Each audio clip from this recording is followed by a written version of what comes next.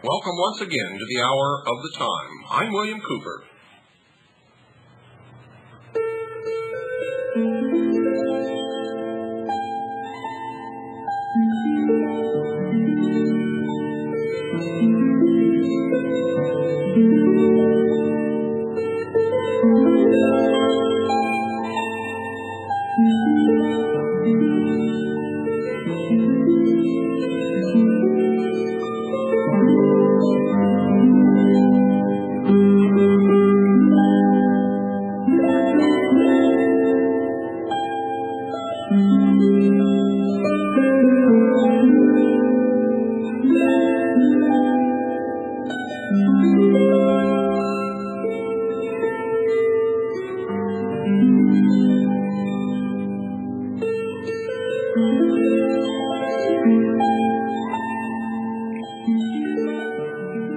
Coming to you once again from the Lafayette Hotel in San Diego, California, the New Age, and what's the rest of it, Brandon? I think it's the Inner Light Conference, I think they're calling it. Something like that anyway.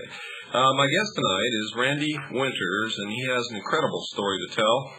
And rather than have me influence what you think about this, I'll just let Randy get right into it. First, Randy, tell us who you are and a little bit of your background and what you're all about. Well, my background is certainly unrelated, I suppose, to the UFO community. I design computer software for banks for a living, and I've worked in the Los Angeles area for a number of years doing that, having my own software business. Like a lot of people, though, over the past years, I've been fascinated with the different interesting things going on in the UFO and metaphysical community because there's a lot of changes going on out in our society. Some years ago, I think it was about 1980, I had occasion to meet a fellow named Wendell Stevens who had some tremendous photos of UFOs coming out of Europe, which somehow I felt very compelled to look more into and begin to write letters and want to know more about it. And these UFO pictures were pretty unusual because they were broad daylight. It was better than anything we'd seen before. First, I thought it was probably either some experimental thing by the government or perhaps even something from a television studio or a movie set of some kind. Mm-hmm. But they turned out to be ongoing almost weekly. This little Swiss farmer named Billy Meire is cranking out these photos. Well, one thing led to another, and I, out of curiosity and frustration of wanting to know more, it seemed to me if human beings were coming here from another world and were passing on information to us, I wanted to know more about it. Eventually, I wound up going over to Switzerland where he lived. And at the time, I was running back and forth to Europe frequently anyway, so the occasion came up where it was easy for me to go.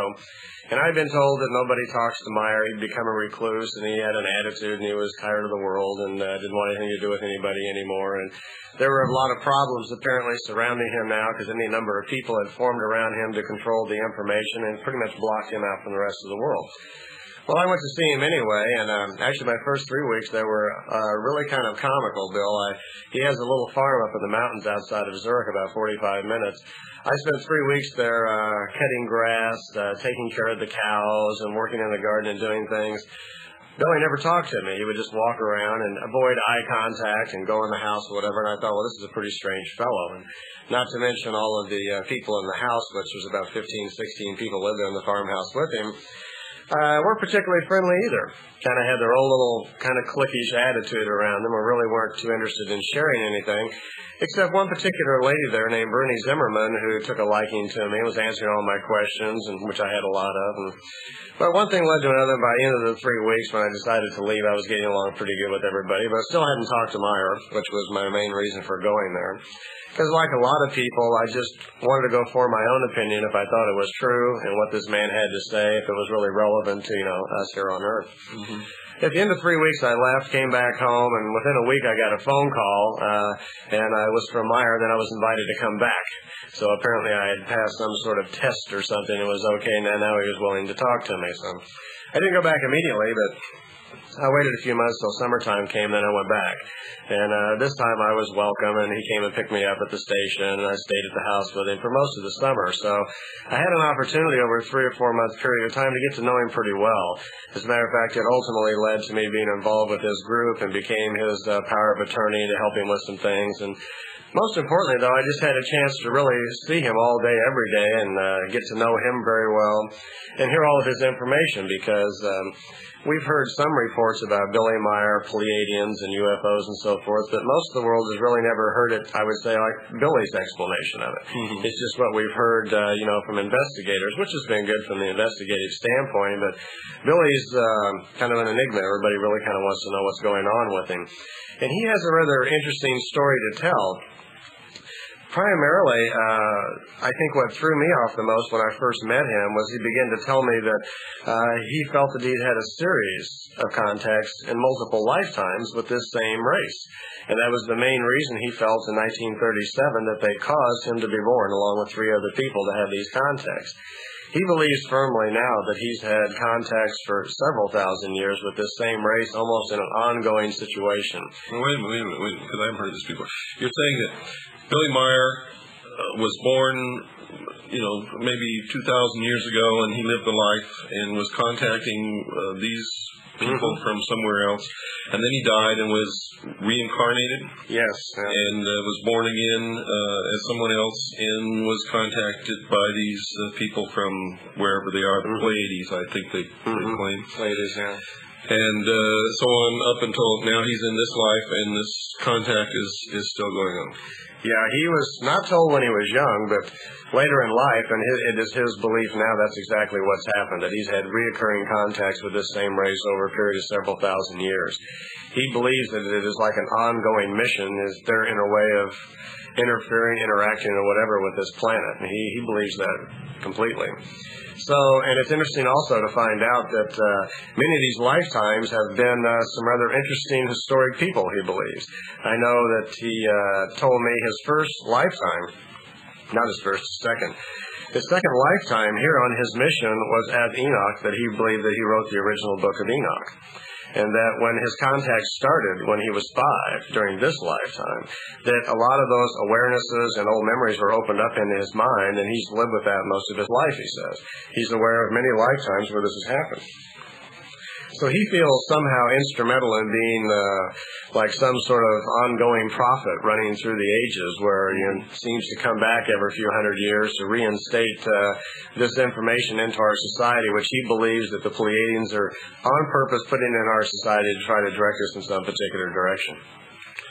What do you think about this? Because what you're talking about is something that a lot of people have trouble with the concept of reincarnation. To hear somebody talk about someone who's not only been reincarnated over a whole bunch of different lifetimes, but is talking about during all these lifetimes having contact with some extraterrestrial race from some other star system. I know that a lot of my listeners out there are scratching their head and probably moving to turn the radio off. What do you think about it? Well, I would hope they'd hang on, because it does get farther. My personal opinion is, actually I didn't have one when I first heard this. It was kind of new to me too, and I tend to be observational first and just listen and form my opinion slowly. I listened to this for a while. I would say my personal opinion is, combined with knowing Billy well and a lot of this other information, I think it's entirely possible, but I also think to some extent that Billy Meier's mind is somewhat overloaded a little bit. I think in some instances he's been perhaps injected or infused with too many transmissions and thoughts, and I'm not sure at all points that he can actually discern reality himself. I'm not trying to imply that he's nuts or anything, but I just think that he's somehow, this technology that they've used occasionally to infuse information into his mind, I'm not sure that he's totally aware all the time what's really happened to him. My point is that he's explained to me, which we don't have time here too much for, but he's explained to me on several occasions how the concept of reincarnation works. That primarily that the wisdom from one life is stored in our spiritual self and moves forward to the next one. It's done in the conscious mind and on the spiritual side. So what goes with you is some wisdom that was been gained from the previous lives. So this points to the idea that the big difference between all of us and our intellect and our aptitudes is somewhat, if not all, entirely based upon previous experiences that we've had. That we are right now accumulative experiences of all that's gone before us. Meier believes that when he was 5, they opened up a certain part of his mind on the spiritual side that involves what he calls a language of sign or a language of key. And this is some sort of universal language that spirit language understands. And it's part of the key on how people of higher consciousness communicate with the all or the consciousness, whatever you want to call it. Is this something like Jung's archetypes? The language of symbology that's common to all I think it gets into the same area. I think it's getting into the same area. Well, at any rate, Meier explained to me that he had several lifetimes which he believed happened. Some of them I question greatly just because that they were referring to individuals in our history where I don't see any of it in him, and it doesn't make sense to me. So while he may well have been some sort of contactee in the past and previous lives, personally I'm not so sure that he may perhaps be remembering it totally correctly, or he may just have been controlled in some areas or not and really can't discern for himself. You talk about a technology that's infusing ideas into his mind. How can you be sure this is an alien technology and not a human technology? I'm not, Bill, and I will tell you, I've questioned that myself a few times. I'm very familiar. I can honestly say I know Billy better than anybody else in the UFO world at this level, at this kind of information. I've questioned that myself because getting to know him pretty well, a lot of the information, even though it's quite helpful and it's educational and so forth, doesn't impress me necessarily as being extraterrestrial. To be quite honest with you, I think the reason that I've always been able to understand it so well is that it's not really that high level of information. And I don't mean this unkindly, but I think I could have written the Billy Meire material myself in a high consciousness state, and a lot of other people probably could too. One of whom would have been Karl Marx. Would you agree with that? Well, I really haven't read Karl Marx, so I couldn't. But I couldn't make that association. But I'm not playing Billy's information down. I'm just saying that primarily it's a mixture of Eastern philosophy, many things we already know. It's a mixture of a lot of historical data which we can't prove. We basically, as a planet, since we've all been looking at Billy Meire's pictures, assumed, since there was an unexplained metal object floating out there that appeared to have anti-gravity, we just assumed that it's extraterrestrial. I don't. It may be, but it's never been proven to me. I've seen the ships at night, and I can't tell you they're from another world. All I can tell you is there's something floating there. So you've actually seen these? Only once. I was there after the fact. The pictures were all taken 75 through 78. I didn't first get over there till 86. And when I was there the summer of, I believe it was 88, when I stayed there for the summer, I asked if it would be possible to see them, just from my own experience, so it's true for myself. It was some weeks past, and then Billy told me that it had been arranged and that that night I would get a chance to see them. It was about 10 minutes after midnight, and I was brought out in front of the farmhouse and told where to stand and where to watch. What I saw on a clear Swiss night was off the horizon to the south was a white ball of light that shot up kind of like a shooting star in reverse, way too fast to be anything that I think that we have. Kind of came directly up over the top of the farmhouse, but very high. I'd estimate easily 30,000, 40,000 feet, something like that. Slowed down and seemed to be just kind of lazily wandering for a second, and then took off much faster and seemed to just kind of leave the planet. I don't know where it went. It just disappeared from my eyesight within a matter of seconds. And I was told that that was a Pleiadian flyby, just a social call, so I would know that something existed out there. So somehow Billy Meire, or someone connected with Billy Meire, was able to contact somebody in the Pleiadian star group, and they sent a ship several weeks later for you to look at. At least that's what you were told. Yeah, I was told that the ship came. The actual Pleiadian base is under the mountain somewhere in Switzerland. I was told the ship came from there, and that was my flyby to say hello. What would you talked about communications between Billy Meire and these people, whoever they are. First, I'd like to ask you, what do these people look like? I'm told they look just like us, and although there's no pictures circulating of them over at Billy's house, I've only seen a couple of pictures in his own book. And the pictures I've seen are of a lady who I would say looked Jamaican, dark hair, brown skin, and of a man that has white skin. But I don't know what those pictures, who those people were, so I'm told that those were extraterrestrials that came. Apparently they look just like us. They were told through Billy's information that we share common ancestry with a group of people called Pleiadians, who they regard as the home of the human race. That's the oldest known form of the human race they say they know. Dates back about 22 million years.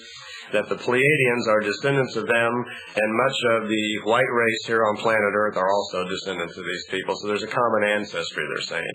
And that seems to be the main reason why they look into us, watch over us, or whatever it is they're doing. Well, that was going to be my next question. I mean, why would they bother coming all across the universe to talk to us and give us a series of messages through a man in Switzerland that nobody really knows? Unlikely prospect, you'd think. Very unlikely. Nobody is going to be inclined to listen to this guy. So why? I asked myself that. Billy believes it's because that the kinds of information that they wanted to get across was primarily spiritual and so forth, and that he was trained to do that, and that may well be. I'm not totally sure of that myself. I think one of the reasons they can, even though they say we have common ancestry, it might be just as simple as they are just an advanced race just watching us and a lot of other planets and decide to have an experiment. Maybe just pick one of us. I'll tell you something interesting that's not known. This is kind of my own personal reflection on this. Billy confided to me, and it's not a big secret, when he was young, when he was a teenager, he took off. He kind of ran away from home. He says at the direction of an extraterrestrial lady named Ascot, who's not a Pleiadian, he was told to go to India to study. And he did. He took off on the road for 10, 11 years and traveled through all the eastern countries, learned a lot about different philosophies and beliefs and so forth. When he was there, he had some contacts, and in his collection, he showed me some black and white pictures taken during that time period in India. He was at an ashram, and he has some black and white photos of discs floating very close to the ground, I'd say up 300 or 400 feet. He also has a couple of really amazing photos looking down on the Earth, I'd say from 10,000 feet, something like that, like if you were in a small plane or something. And there's another disc right below him. Now, these are old black and white photos he shot when he was a young fellow, when he had still had two hands before his bus accident. These people seem to have an entirely different mission for coming here. Billy was told that the Pleiadians had been coming here since the 1600s, around 250 to 300 of them, were primarily studying the development of our society. It's interesting that Billy never met any of the other 250 to 300 people, that in his particular case, he was assigned or given to or whatever to this one contactee lady who he calls Semyasi, who had all the contacts with him. He only met a handful of the Pleiadian beings. So it's saying to me that while others may have been doing something, whoever those others were that were here, he seems to be in a specialized case. It's kind of like they decided, well, let's pick one of them, or let's get one that maybe, we have some information on, and try and experiment. The experiment seemed to be to provide information to maybe the average man type guy. Maybe that was one of the reasons they chose Billy also. They provided him with information. They helped him pull a group of people around him that lived with him. Those people were fed the information. And at an interesting point about a year into the contacts, Billy was told suddenly one day that, it's going very well. You and your people are responding well within the boundaries that we expected. They let him know that it was kind of an experimentation type thing, and they seemed to be pleased that they were hanging in there. Even though there was all sorts of turmoil within the group, people arguing over who's got Billy's favor, and, they started feeling very special that suddenly that their group was now in contact with beings from another world. This is beginning to sound like a cult. Yes, it has it does sound somewhat like that. And in a strict sense of the word, it probably has become that. That specialty or elitist attitude has stuck with him over the years and has been the cause of a lot of problems. It's the reason that Billy doesn't come out in the public, because they are very much in control of what he does and what he says. It's been the problem that I've had, Wendell's had, Lee and Britt Elders, everybody who's been in contact with him one time or others had difficulties over there because of the people around him.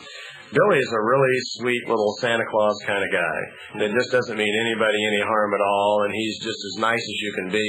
I can't imagine him purposefully ever hurting, lying, or faking anything to anybody. He's just a real sweetheart.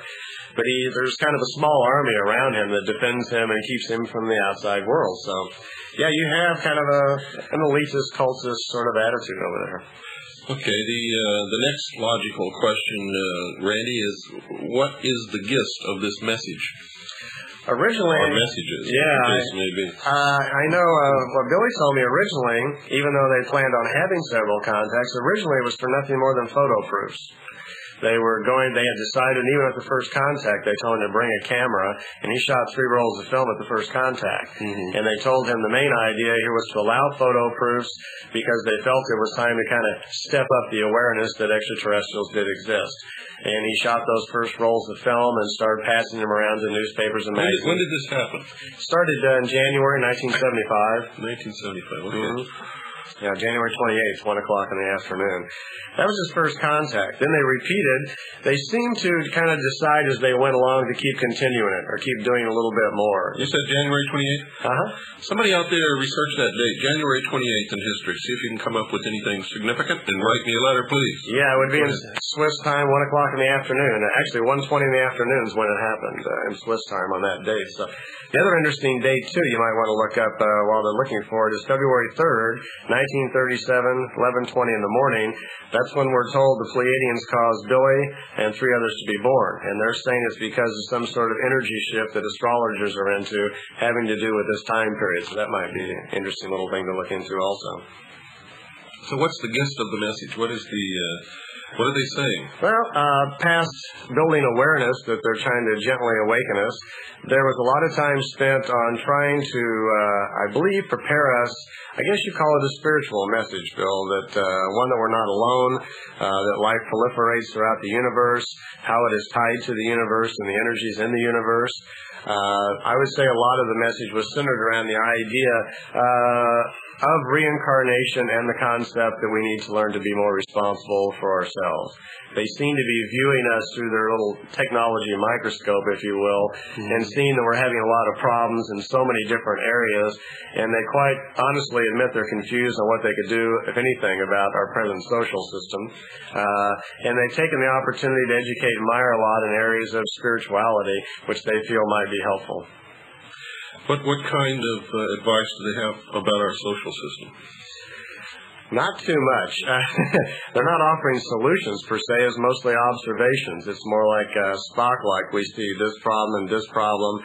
Mostly a lot of his information is discussing the difficulties in power structures, greed. On several occasions they've taken him on board the ship and let him see political intrigues, assassinations, murders and things like that as an education to him about how our world really runs, and trying to wake people up to the fact that we have to start taking responsibility for ourselves and get our world back, that our world's a little bit out of control, that the general public is behaving too much like sheep, maybe is a word. That they're just sounds like me.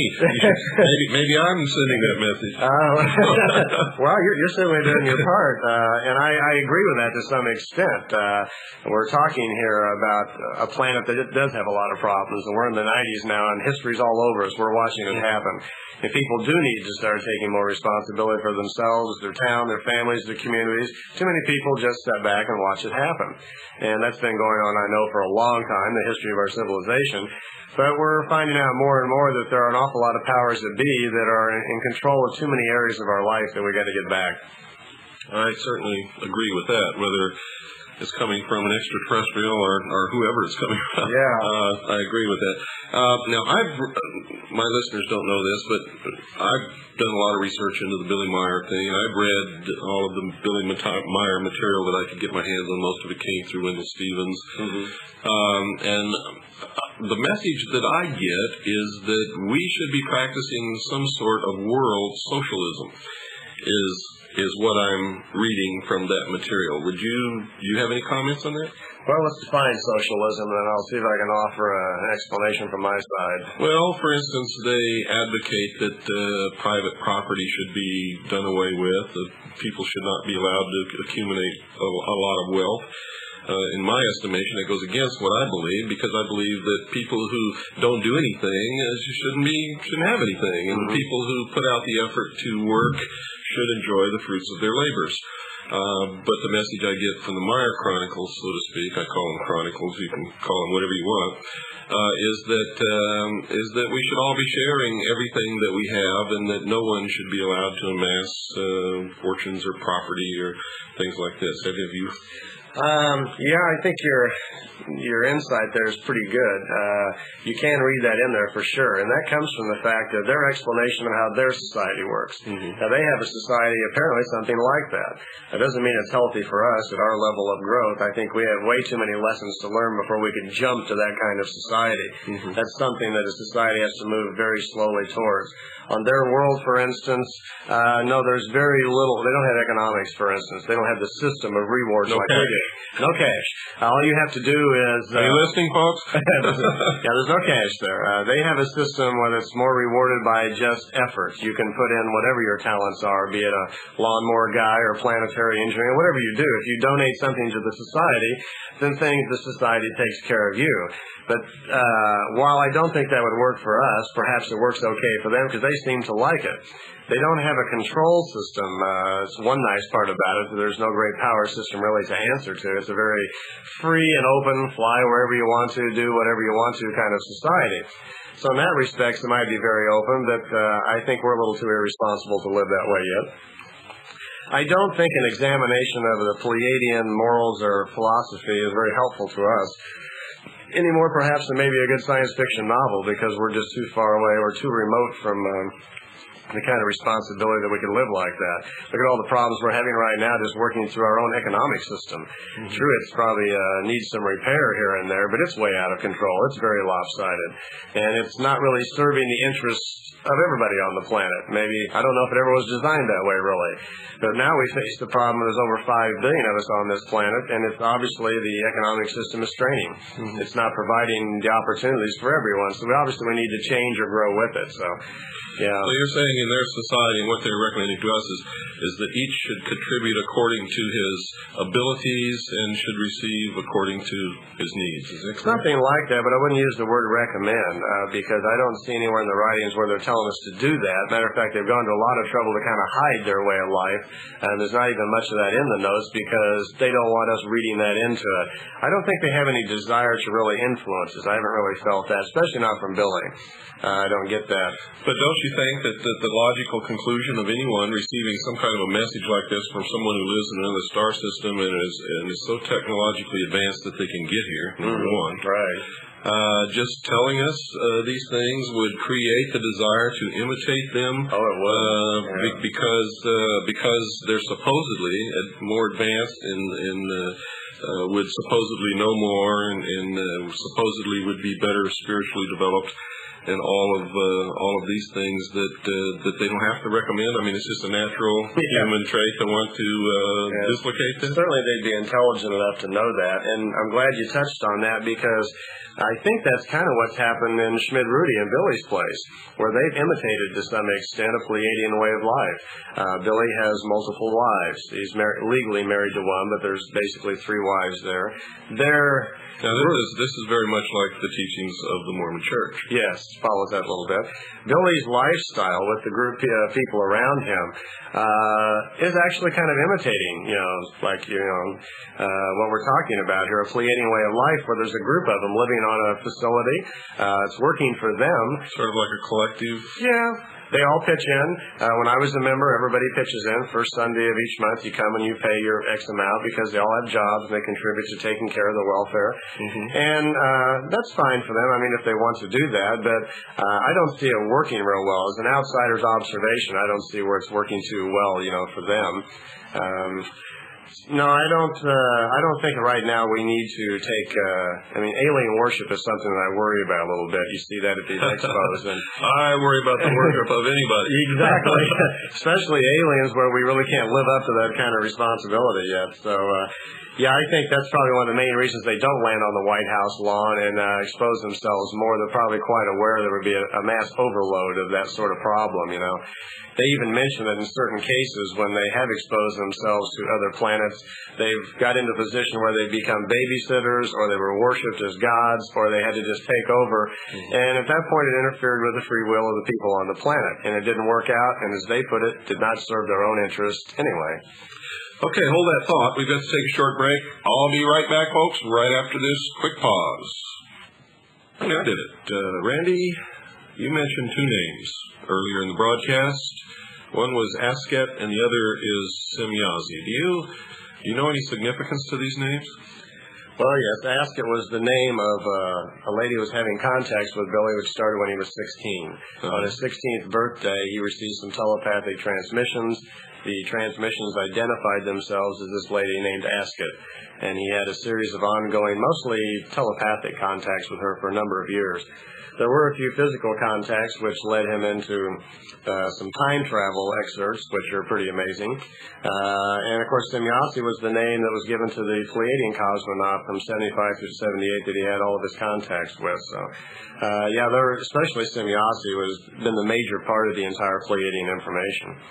Were you aware that there is mention of a Semyazi and an Asket in the mystery religion of Babylon and ancient Egypt? How does that apply to... I don't know. I've heard that before, and I'm not sure what, if any, relationship there may be. I can tell you this, that as far as I know, the name Asket was the correct name. I'm told that the name Semyazi was not the correct name of the person that he had contacts with. That name was chosen when they began to take his notes from German and translate them into English. And I'm not sure that was even the real name used. It was chosen by the people that translated the material. Why do you think they would be using names that apply to ancient Egyptian demons and gods? Yeah, good question. I know this all took place in the Osirian cycle. It's all a part of the mystery religion. Why? Why would they be using the same names? Well, the names, for instance, like Ptah, Quetzal, and Semyazi were used. Those are the three main characters, which are all historic Egyptian, Mexican reference and so forth. Why they were chosen, I don't know. I've been kind of sworn to secrecy on who did it years ago, and it wasn't Billy that did it. Those weren't the names that he was calling the people when he had the contacts. I can tell you the reason that the names were changed was that at the time that the contacts were going on, Billy and the people were very concerned that other people would claim that they were having contacts with these same people. And so they chose these names on purpose, as if someone else started using them, they'd know that they were a fraud. And then the contacts continued, and the contact notebooks got out with those names on it. It's never been changed. That's very interesting. Who are these people that are surrounding Billy? Well, they're primarily farmers. There's a group of them there's 25 in the core group called the FIGU, F-I-G-U, and that's a German acronym for Free Community of Interest in Border and Spiritual Sciences and UFOlogy. That's a mouthful. Yeah, so we're very glad they put it into an acronym. How can you remember it? Yeah, so we just remember FIGU. There's 49 people in the FIGU, 25 active, what they call the core group, and that's the center group, as they call it, around him, that own the material, responsible for the books and dissemination of the material and getting it out to the world. The other 24 members are people who don't make those decisions but contribute financially or whatever to the group when possible. I was in the FIGU for, 2 years, and I was number 50. And since I'm no longer in the group, I assume there's still only 49 in the group.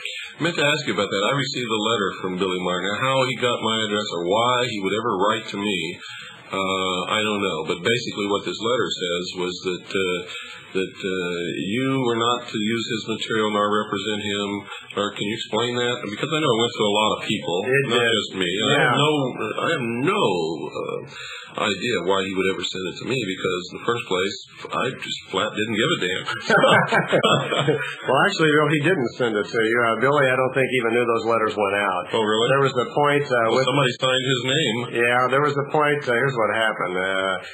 During my tenure as being in the FIGU, there came to a point where I was having difficulties, and here's an interesting story. I don't think I've ever mentioned this to you, but you'll remember a few years ago about that time, I had a little meeting, I got a lot of friends together, and you came and gave a talk.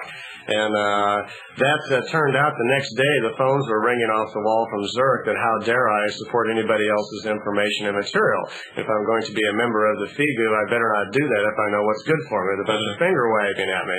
Well, that was a little upsetting because I'm very open to listening to anybody. We all have a right to talk and and say our piece. And you weren't supporting my material. You just asked me if I would come and give a presentation on what I talk about. And you did this not just with me, but with several people. Yeah. Well, that got me in trouble. Okay. Right after that, certain members in the FIGU started complaining about special privileges that I had because I was the only one in America, and this, that, and the other, and jealousy started breaking out a little bit. I then sat down on a videotape recorder and said goodbye to the FIGU and said I no longer want to be part of the FIGU. This was not my interest in being involved in it. I just came to learn. I didn't want to get involved in all the politics and the stuff.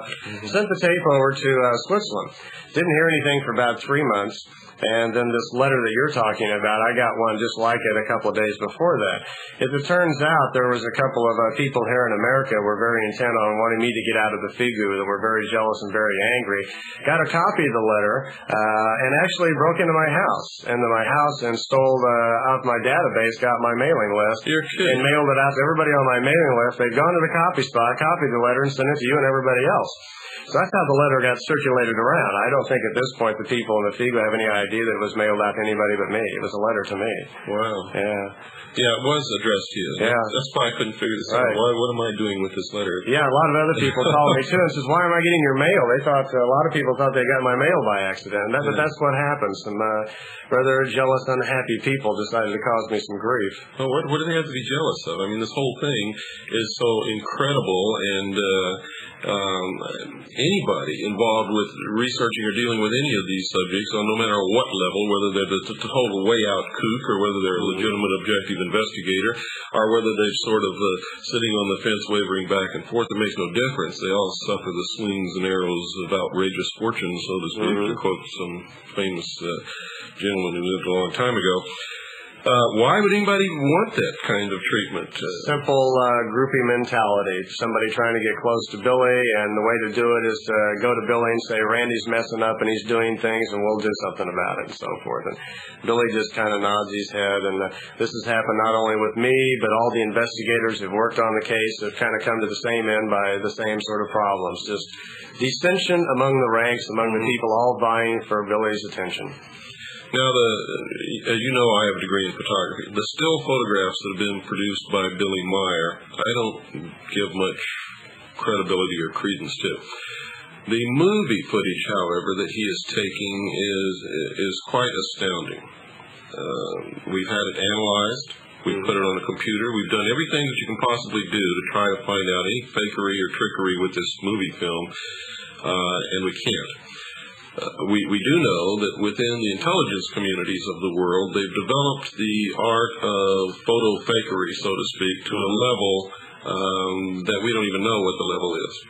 So it's possible that these things could be faked, but we haven't been able to find, through my expertise and the expertise of others who really know how to do it. And we've taken these films to some pretty well-known people, and it's even been put on the computers at the Jet Propulsion Laboratory, and they've looked at these films. Nobody can find anything wrong with them, and I find this absolutely incredible. It's the only UFO footage that I've ever seen, besides some that I've taken myself, that can withstand this kind of a test. Now, this tends to lend some credence to what Billy Meire is saying, but then again, we don't know what level of ability they've developed in secret to be able to fake a movie film footage. Right. Do you think this guy is really telling us the truth, or do you think that maybe there's some level of manipulation of his mind where he's telling us a story that he really believes happened but maybe didn't? What do you think about this? That would be my opinion. Billy believes it. I don't think Billy's making any effort to fool the world. If he has been fooled, I really don't think he's aware of it. I commented once before to someone that when you get close to Billy and know him, you find that he's an unusual personality in that he's a very simple, just one of the guys sort of person around the house. But the minute you start asking him questions, say, Billy, how did the universe start? Something seems to click mentally, and he's sharper, clearer, and he just goes like a machine. Is it like something he's memorized, or not maybe memorized? It's just that he knows it so well, like he said it a million times, and he just goes on and on and on. He's tireless in that sort of area. But on the other hand, he's just a normal guy that likes to go to the mall and look at the women and and read a magazine like all the rest of us. He's an interesting phenomena. It's quite possible that much information may have been somehow pushed into him, and whatever means, I don't know. Well, there's a lot of things here that are on a level that need to be looked at. One is we know that the secret societies have literally gotten to the point where they control all levels of the government, society, and the military. In this country, most of the major countries of the world. We also know through studying the secret societies that these names like Askat, Ptah, Semyazi are all connected with the mystery religion of the Osirian cycle, the worship of the sun, and things of this nature. We know that the number 24, which is the group surrounding Billy Meire, is a significant number in that the ultimate utopia in the world that they plan to bring together, the one world government, is supposed to be ruled by a council of 24 elders. And you hear this from other contactees. This guy in South Africa who claims he went on board a ship and spoke to God, and God had these 24 elders who were the rulers of the universe, so to speak. All of these things, I mean, you begin to put it together. The fact that he has several wives, and you understand that the Mormon Church came right out of the mystery schools also and practiced many of the same ceremonies that is practiced in Freemasonry and the ancient order of the Rosencross, and so on and so forth. It begins to sound like the mystery schools have control of Billy Meire. Now, I don't know if this is true or not, but I don't either. I've certainly considered that, and you can't rule it out because there's certainly a lot of technology on our own planet we don't fully understand. And Billy Meire's information, and even the pictures like you talked about, the photos, it's possible to make those. We could do that now, even though I know that you probably found out also that even in many of the still pictures, there are evidences of some sort of energy waves coming off those ships. They are detectable in certain high-frequency ranges. Some of the pictures have revealed that. Billy himself, no, I don't think he ever faked a picture at all. He's not the type, but if it's not Pleiadians coming from the Pleiades, somebody came in a metal ship, and somebody's doing something. Because of the Meier information, they're directing us towards what we could call Eastern philosophy right now for the sake of our listeners, that we don't have time to really tell them everything. They're telling us... Another thing, the East always comes up there. The each contributes according to his abilities and receives according to his needs, is right out of the Communist Manifesto, which the future one world government is going to be a totalitarian socialist government. I mean, what we're hearing from these, not just Billy Meire, and don't get me wrong, I'm not trying to attack you or Billy Meire. What I'm trying to do is find the truth of all this, because there's so much deception involved. That's what I'm ultimately interested in. I don't care who it hurts or helps, even if it hurts me. I want to get at the root instigation of where is all this coming from, and what does it mean? Is it a manipulation, or are we really on the wrong track? Are these really extraterrestrials? Or is somebody sitting in the basement of the Central Intelligence Agency in Langley, Virginia, having a good laugh and turning dials and playing with people's minds? You know, I talked to an intelligence guy once and told me that he had seen one of the Meier ships at an underground facility, that Meier was considered he could be, because of his years in India, he was exposed and had real contacts, and they had picked him up and designed all this to be kind of a folk hero, to direct, to see what they could get away with. That was the scenario that he painted to me. And you can read that in where that may have been possible. I don't know if that happened or not, but that is a possibility. Because we don't have... What we do have is, like you say, great motion pictures. We have movie films showing that something metal about 21 feet in diameter flew around. Okay, whether or not we really have that capability, I'm not sure. I don't know if back in 75 we could have made those photos or not. Maybe we could now, I'm not sure. We have some metal samples that were given to IBM and Marcel Vogel, which were pretty convincing that they were either off-world or they were certainly a technology beyond what we thought was our ability back then. At least on this Earth. But when you examine the crystallography report of the analysis of those metals, the samples could have been made in orbit They could have in one of our spaceships. That's exactly right, because that was Marcel Vogel's finding, that it was a cold fusion process probably done in outer space somewhere. Right. Well, not necessarily outer space, but in a gravity-free environment. That's what he said, So thanks for correcting me there. But, so at the time to us at 75, that seemed, wow, that's convincing. If Marcel says it, okay. But we need to question it. We certainly need to. I mean, I'm kind of known as the proponent of the Pleiadian information, and even though I never really recommend it to people. I don't tell people to do anything with it. I just tell it as best as I can to. Well, my experience is that you're not so much a proponent, but you are certainly making all of this known to people. Yeah. And let them make their own decisions, which is one of the things I admire about you. You're not trying to shove this down people's throats, saying this is what you have to believe. You're just saying this is what happened. Yeah. This is what's been communicated. Make up your own mind. Exactly. Well, that's the way we should be with one another.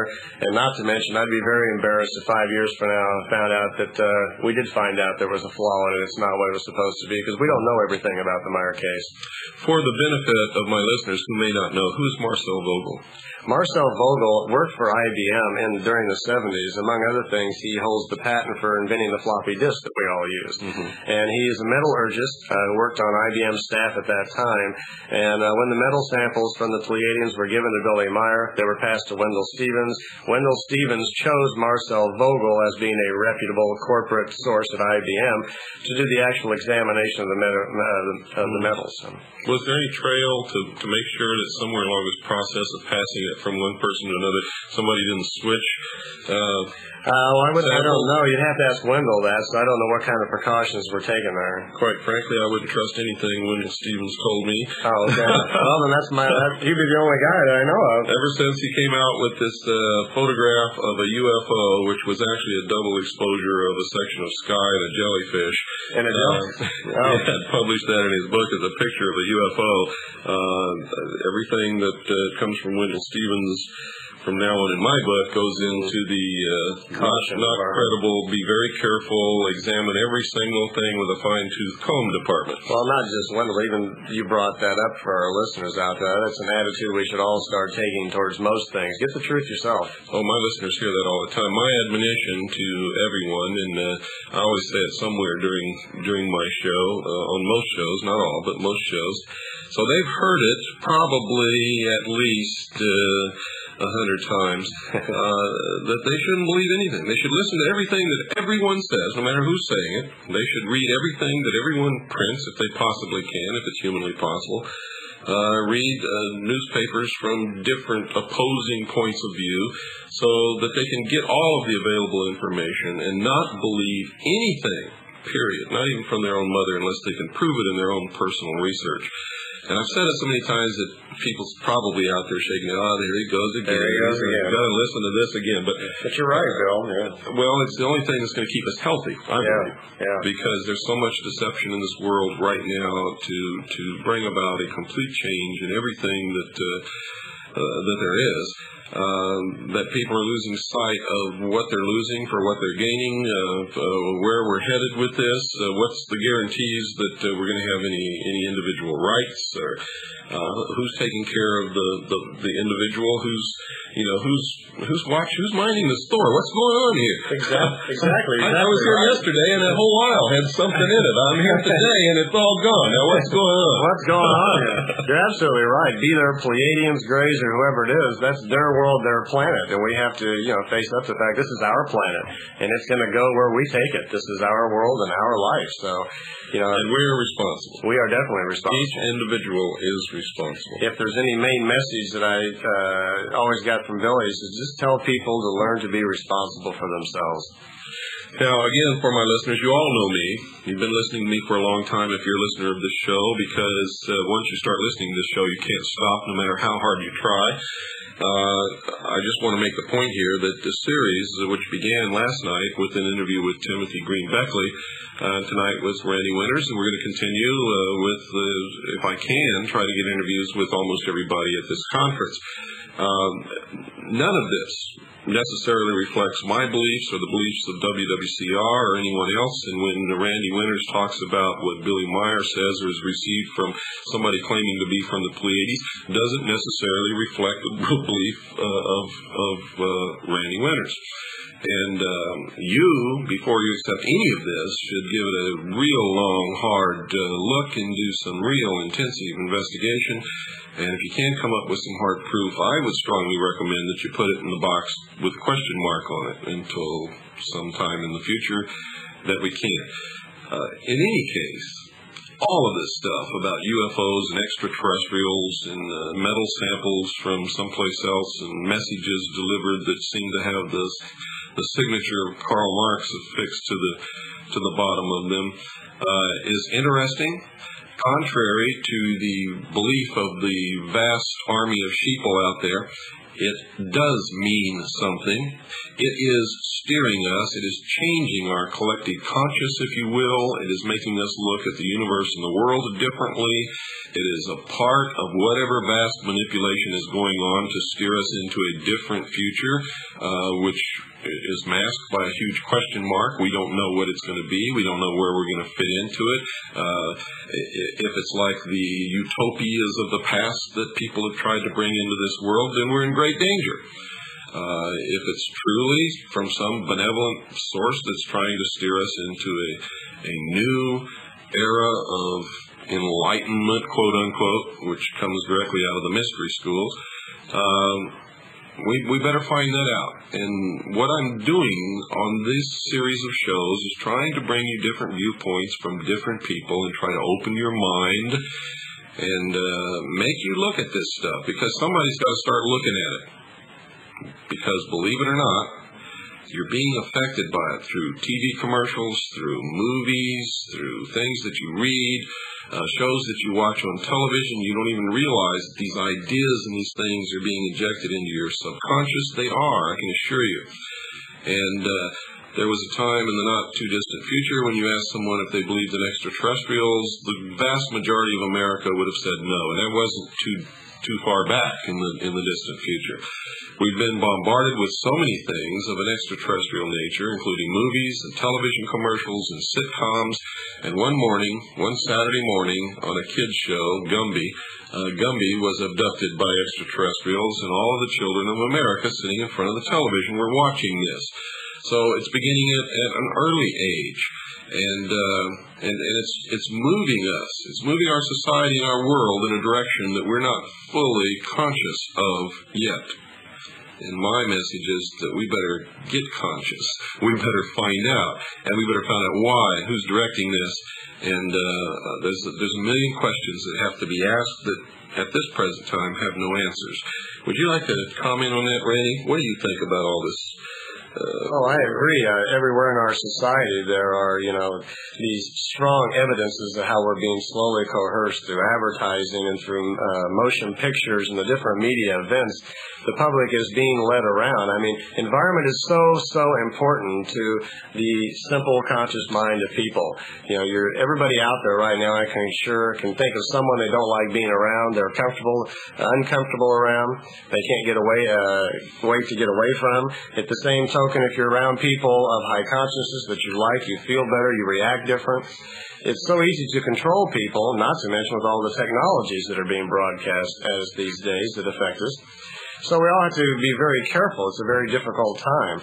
I just kind of like to say, as far as the Pleiadian information, I think if overall they were trying to do something, it might be to direct us just towards this, to discover truth for ourselves, be responsible for ourselves. They know we're going through some difficult times.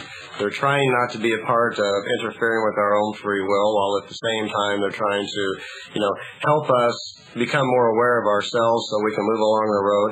We are in a changing world. 50 years from now, I don't know what the history books are going to say about us, Bill, but they're going to look back at this time period and, see a very difficult time when society literally almost probably got pulled apart and couldn't figure out where it was going. Well, that seems to be what's happening. Yeah, there's so many forces at play here. So we have to, as people, first get ourselves together and then start taking control of our world. And I don't know what the world's going to be like 20 years from now. If it's going to be, something new, maybe we'll have an entirely different world. We've had communism, socialism, and democracy and all these other things. Maybe something new is on the horizon that we're going to make. It's really strange what you did. Most people don't understand it, but communism, socialism, and democracy are all the same thing. Well, this is a republic. This is a republic, folks. Don't forget that. Democracy always ends up in socialism, which always ends up in communism. It's a natural progression.